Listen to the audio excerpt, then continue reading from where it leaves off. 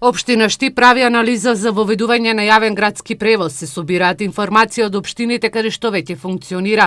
Градоначалникот Благој Бочварски вели дека имаат неколку решенија за воведување на јавниот градски превоз. Дали е најисплатлива опција да се склучи договор со приватна компанија која што ќе врши градски превоз, дали е поисплатливо да се набави еден градски автобус кој што ќе го набави општина Штип и кој што ќе биде за оваа функција и каков да биде тој автобус, дали да биде електричен, на газ, на дизел мотор, тоа се се различни процеси со различни цени, различни јавни набавки и таквите возила може да чинат од 150 до 500.000 евра.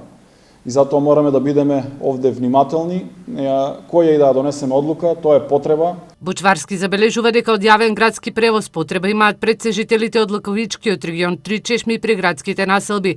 Досега сите штипски градоначалници се нафаќаа да го решат проблемот со јавниот градски превоз, но досега решенијата беа само на ниво на импровизации, кои по извесен период автобуските линии беа укинувани. Штип се шири и има развој, затоа се погласни се и барањата на граѓаните да има и редовни линии низ градот Штип. Во источниот регион засега само Кочани има јавен градски превоз.